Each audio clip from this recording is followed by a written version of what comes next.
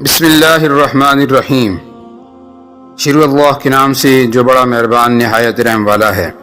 ناظرین اکرام، آج ہم بیان کریں گے خلیفہ دوم جناب حضرت عمر فاروق رضی اللہ تعالی عنہ کی شہادت کا واقعہ۔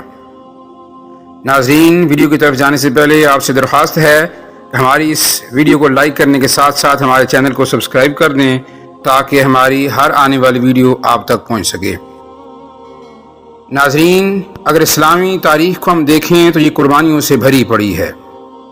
اسلام کا جو مہینہ شروع کا ہے محرم الحرام، وہ بھی قربانی کا ہے۔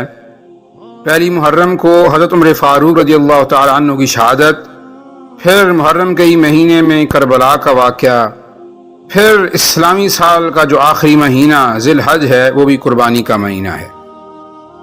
تو ناظرین کرام، آج ہم صرف عمر فاروق رضی اللہ تعالی عنہ کی بات کریں گے۔ یکم محرم شہادت خلیفہ دوم حضرت عمر فاروق رضی اللہ تعالی عنہ کی عظیم شخصیت سے شروع ہوتا ہے۔ حضرت عمر فاروق رضی اللہ تعالی عنہ نے 22 لاکھ مربع میل کی سلطنت پر حکومت کی، اور یہ ایسی عظیم شان شخصیت ہیں جو راتوں کو اٹھ کر لوگوں کی خبرگیری کرنے میں مصروف رہتے تھے۔ ان کی قدموں کی آہٹ سن کر شیطان بھاگ جاتا تھا۔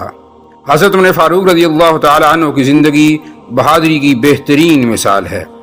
حضور اکرم صلی اللہ علیہ وسلم نے حضرت عمر فاروق رضی اللہ تعالی عنہ سے ارشاد فرمایا، قسم ہے اس ذات کی جس کے قبضے میں میری جان ہے، جب شیطان تمہیں کسی راستے میں چلتے ہوئے دیکھتا ہے تو تمہارے راستے کو چھوڑ کر دوسرے راستے ہو لیتا ہے۔ ناظرین اکرام، حضرت عمر رضی اللہ تعالی عنہ کا دور خلافت اسلام کا سنہری دور تھا۔ حضرت عمر رضی اللہ تعالی عنہ کو جب اندازہ ہوا کہ اب ان کا وقت رخصت قریب ہے، تب وہ اللہ تعالی سے دو دعائیں مانگا کرتے تھے۔ پہلی، اے اللہ، مجھے حضرت محمد صلی اللہ علیہ وسلم کے شہر مدینہ میں شہادت عطا فرمانا، اور دوسری، اے اللہ، مجھے شہید کرنے والا کوئی ایسا انسان نہ ہو جو آپ کے آگے سجدہ کرتا ہو، یعنی مسلمان نہ ہو بلکہ کافر ہو۔ تو یہ دونوں دعائیں آپ کی قبول ہوئیں۔ ایک دفعہ ایک کافر جس کا نام ابو لؤلؤ تھا، وہ مغیرہ کے ہاں جنگوں میں استعمال ہونے والا اسلحہ بنانے کا کام کرتا تھا۔ ایک دن حضرت عمر رضی اللہ تعالی عنہ کے پاس شکایت لے کر حاضر ہوا کہ مغیرہ مجھ سے کام زیادہ لیتے ہیں اور پیسے کم دیتے ہیں۔ حضرت عمر رضی اللہ تعالیٰ عنہ نے دونوں طرف کے بیانات سنے اور عدل کے تقاضے پورے کرتے ہوئے مغیرہ کے حق میں فیصلہ دیا، اور ساتھ ہی مغیرہ کو نصیحت کی کہ وہ اس کے ساتھ نرمی کے ساتھ پیش آئے۔ اسی دن سے ابو لؤلؤ حضرت عمر رضی اللہ تعالیٰ عنہ کا دشمن بن گیا۔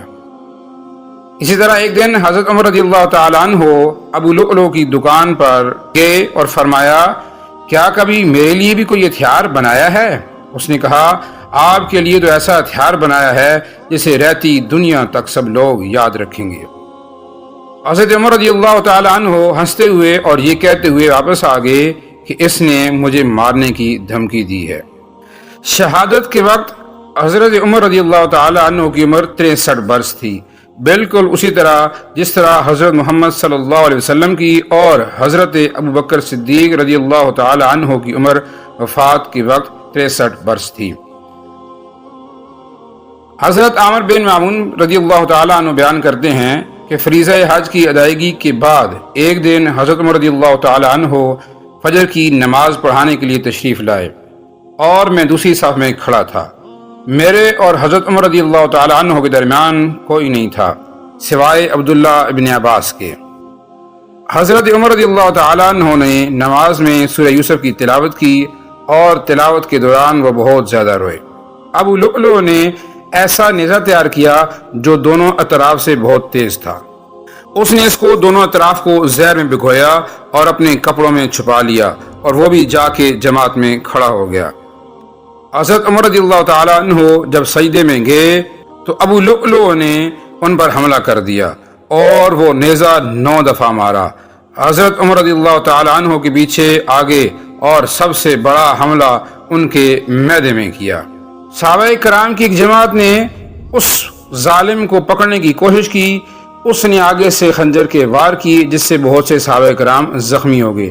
آخر کار اس کو پکڑ لیا گیا، جب اس نے دیکھا کہ اب وہ بھاگ نہیں سکتا تو اسی خنجر سے اس نے خود کو بھی قتل کر کے خودکشی کر لی۔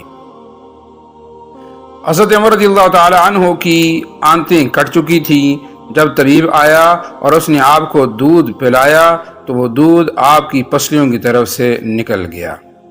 طبیب نے کہا، اے امیر المؤمنین، وصیت کر دیجئے، اس لیے کہ آپ کے پاس وقت بہت تھوڑا ہے۔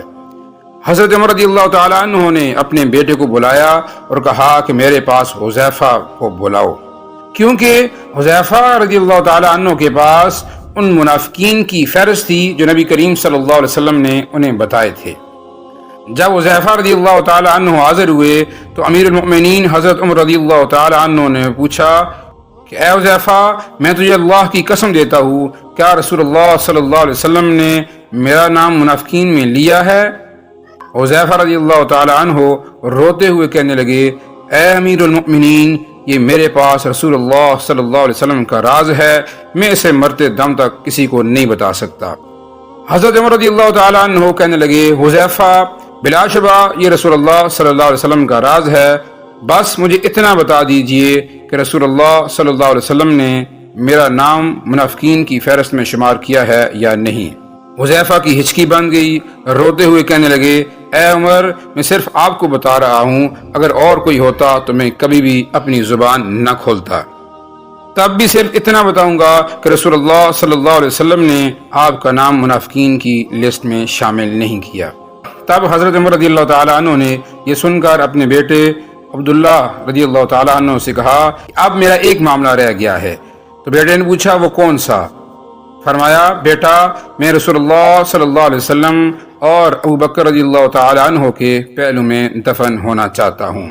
اے میرے بیٹے، ام المؤمنین عائشہ صدیقہ رضی اللہ تعالی عنہ کے پاس جاؤ اور ان سے جا کر کہو کہ عمر آپ سے درخواست گزار ہے کہ میں یہاں پر دفن ہونا چاہتا ہوں۔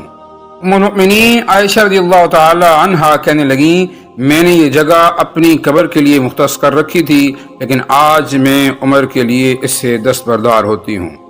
حضرت عبداللہ رضی اللہ تعالیٰ عنہ مطمئن لوٹے اور اپنے ابا جان کو اجازت کا بتایا۔ سیدنا عمر رضی اللہ تعالیٰ عنہ نے یہ سن کر اپنے رخسار کو زمین پر رکھ دیا، آداب فرزندی سے معبون بیٹا آگے بڑھا اور باپ کے چہرے کو اپنی گود میں رکھ لیا۔ باپ نے بیٹے کی طرف دیکھا اور کہا، اس پیشانی کو زمین سے کیوں اٹھایا؟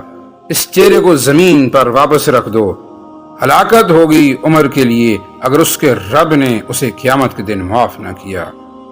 اللہ عمر پر رحم فرما۔ سیدنا عمر رضی اللہ تعالی عنہ بیٹے عبداللہ کو یہ وصیت کر کے اس دار فانی سے کوچ کر گئے۔ فرمایا، جب میرے جنازے کو اٹھایا جائے اور مسجد نبوی میں میرا جنازہ پڑھایا جائے تو حذیفہ پر نظر رکھنا، کیونکہ اس نے وعدہ توڑنے میں تو شاید میرا حیا کیا ہو، لیکن دھیان رکھنا وہ میرا جنازہ بھی پڑھتا ہے یا نہیں۔ اگر تو حذیفہ میرا جنازہ پڑھے تو میری میت کو رسول اللہ صلی اللہ علیہ وسلم کے گھر کی طرف لے کر جانا اور دروازے پر کھڑے ہو کر کہنا، یا ام المؤمنین، آپ کے بیٹے عمر کا جسد حاکی آیا ہے۔ ہاں، یہاں بھی یاد رکھنا، امیر المؤمنین نہ کہنا، عائشہ مجھ سے بہت حیا کرتی ہے۔ اگر عائشہ رضی اللہ تعالی عنہ اجازت فرما دیں تو ٹھیک، اگر اجازت نہ ملے تو مجھے مسلمانوں کے قبرستان میں دفنا دینا۔ عبداللہ ابن عمر رضی اللہ تعالی عنہ کہتے ہیں، ابا جان کا جنازہ اٹھایا گیا تو میری نظریں حذیفہ پر تھیں۔ حذیفہ آئے اور انہوں نے ابا جان کا جنازہ پڑھا۔ میں یہ دیکھ کر مطمئن ہو گیا اور ابا جان کی میت کو عائشہ رضی اللہ تعالی عنہ کے گھر کی طرف لے کر چلے گئے، جہاں ابا جان کے دونوں ساتھی آرام فرما رہے تھے۔ دروازے پر کھڑے ہو کر میں نے کہا، اماں جان، آپ کا بیٹا عمر دروازے پر کھڑا ہے، اماں کیا آپ اس کو دفن ہونے کی اجازت دیتی ہیں؟ اماں عائشہ رضی اللہ تعالی عنہ نے کہا، مرحبا، امیر المؤمنین کو